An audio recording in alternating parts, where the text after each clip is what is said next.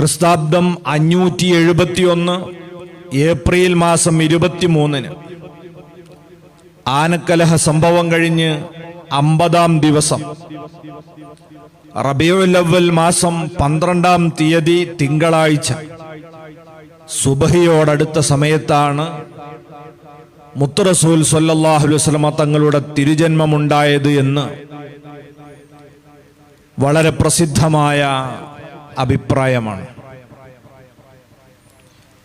ആ ജന്മവും സാധാരണക്കാരന്റെ ജന്മം പോലെ ആയിരുന്നില്ല. അവിടുത്തെ ജീവിതത്തിൽ എല്ലായിടത്തും പ്രത്യേകമായ അള്ളാഹുവിന്റെ ഒരു റിആയത്ത്, ഒരു പരിഗണന നമുക്ക് ദർശിക്കാൻ കഴിയും. അതിന്റെ ഭാഗമായി തന്നെ ആ തിരുജന്മം നടക്കുമ്പോൾ അഷ്റഫുൽ ഖൽഖ് സ്വല്ലല്ലാഹു അലൈഹി വസല്ലം തങ്ങൾ തന്നെ പറഞ്ഞു, എനിക്ക് അല്ലാഹു നൽകിയ ബഹുമാനത്തിന്റെ ഭാഗമായി എൻ്റെ ഔറത്ത് ഒരാളെയും അല്ലാഹു തആല കാണിച്ചിട്ടില്ല. ജനന സമയത്തു തന്നെ ചേലാകർമ്മം ചെയ്യപ്പെട്ടവരായാണ് മുത്തുനബിയുടെ തിരുപ്പിറവി ഉണ്ടായിട്ടുള്ളത്. അവിടുത്തെ ശരീരത്തിൽ സാധാരണ പ്രസവിക്കപ്പെടുന്ന സമയത്തുണ്ടാകാറുള്ള മാലിന്യങ്ങളൊന്നും പുരണ്ടിരുന്നില്ല. കണ്ണിന് സുറുമ എഴുതപ്പെട്ട വിധത്തിൽ സുജൂദിലായി വീണുകൊണ്ട് അതിനുശേഷം തലയും കൈയും ആകാശത്തേക്ക് ഉയർത്തി തസ്ബീഹ് ചൊല്ലിക്കൊണ്ടാണ് തിരുനബി സല്ലല്ലാഹു അലൈഹി വസല്ലം തങ്ങളുടെ തിരുപ്പിറവി ഉണ്ടായത് എന്ന് ആ സംഭവങ്ങൾ ഉദ്ധരിച്ച പണ്ഡിതന്മാരെല്ലാം രേഖപ്പെടുത്തിയത് കാണാം. പ്രസവത്തിന്റെ സമയത്ത് ആസിയ ബീവി റളിയല്ലാഹു അൻഹ, മറിയം ബീവി റളിയല്ലാഹു അൻഹ തുടങ്ങിയ പ്രവാചകരുടെ സ്വർഗത്തിലെ ഇണകളായി മാറുന്ന ആ വനിതകളുടെ സാന്നിധ്യമുണ്ടായിരുന്നു എന്ന് ആമിന ബീവി റളിയല്ലാഹു അൻഹ പറഞ്ഞതായി ചരിത്രകാരന്മാർ രേഖപ്പെടുത്തിയിട്ടുണ്ട്. തിരുദൂതർ സ്വല്ലല്ലാഹു അലൈഹി വസല്ലം തങ്ങളുടെ ആ പിറവിയുടെ നേരത്ത് അവിടത്തെ ഏറ്റെടുത്തത്, പ്രസവമെടുത്തത് മഹദിയായ ശിഫ റളിയല്ലാഹു അൻഹയാണ്. മഹാനായ ഉമ്മു അബ്ദുറഹ്മാൻ ഇബ്നു ഔഫ് റളിയല്ലാഹു അൻഹുവിന്റെ മാതാവായിരുന്നു അവര്. അതേപോലെ തന്നെ കുളിപ്പിക്കുകയും പരിചരിക്കുകയും ചെയ്തത് ഉമ്മു ഐമൻ എന്നു പേരുള്ള തന്റെ പിതാവിന്റെ അനന്തരമായി ലഭിച്ച അടിമ സ്ത്രീയായിരുന്നു. ആ അത്ഭുതകരമായ ജനനം നടക്കുന്ന സമയത്ത് മഹാനായ അബ്ദുൽ മുത്തലിബ് തങ്ങൾ പരിശുദ്ധ കഅബയിലാണ്. ആ സന്തോഷവാർത്ത മഹാനുഭാവന്റെ കാതിലേക്ക് എത്തിച്ചു കൊടുത്തയാള് പറഞ്ഞു, ഇതാ നിങ്ങളുടെ മരുമകൾ ഒരത്ഭുത കുഞ്ഞിന് ജന്മം നൽകിയിരിക്കുന്നു. അദ്ദേഹം ചോദിച്ചു, പൂർണ്ണ കുട്ടിയായിട്ടല്ലേ പിറന്നത്, എന്താണ് അത്ഭുതം? അപ്പോൾ ഉണ്ടായ സംഭവങ്ങളൊക്കെ പറഞ്ഞു.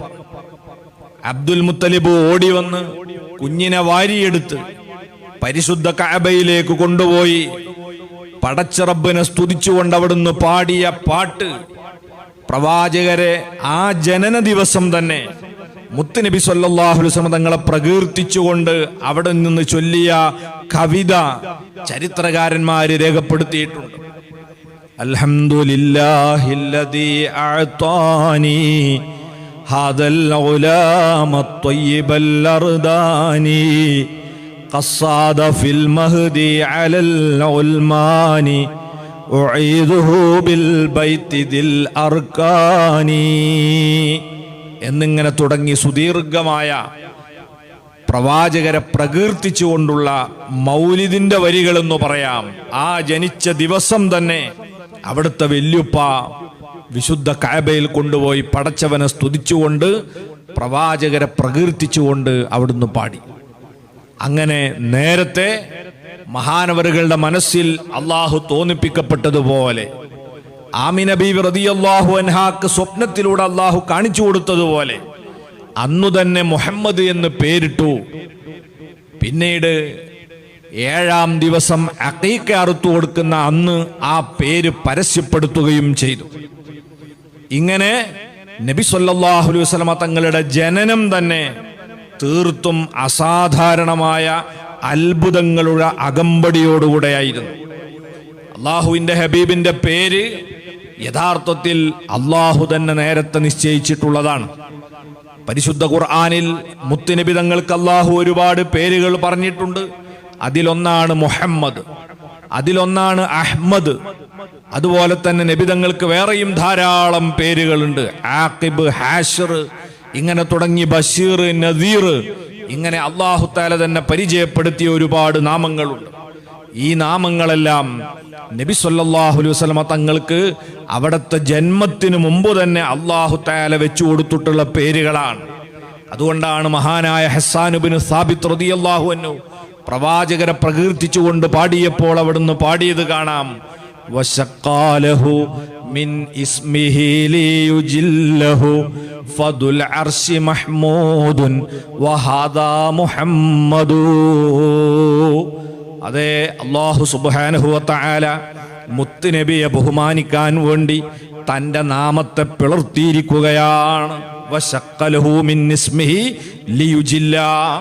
മുത്തുനബിയെ ബഹുമാനിക്കാൻ സ്വന്തം നാമത്തെ അല്ലാഹു പിളർത്തി. എങ്ങനെയാണത്?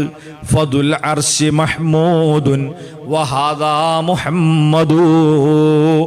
അർശിന്റെ അധിപനായ അല്ലാഹു അവന് സ്വീകരിച്ച പേര് മഹ്മൂദ് എന്നാണെങ്കിൽ അതിലുള്ള ഒരു വാവിനെ ഇളക്കി മാറ്റിയാൽ മുഹമ്മദ് എന്നായി. അപ്പൊ സ്വന്തം പേരിൽ നിന്ന് തന്നെ മുത്തുനബിക്ക് പേര് നൽകി ആ അള്ളാഹുവിന്റെ ഹബീബിനെ പടച്ച തമ്പുരാൻ ആദരിച്ചിരിക്കുന്നു എന്ന് അവിടുത്തെ ശിഷ്യനും പ്രഗൽഭ കവിയുമായ ഹസ്സാൻ ഇബ്നു സാബിത്ത് റളിയല്ലാഹു അൻഹു പ്രകീർത്തിക്കുകയാണ്. അങ്ങനെ നബി സല്ലല്ലാഹു അലൈഹി വസല്ലമ തങ്ങൾ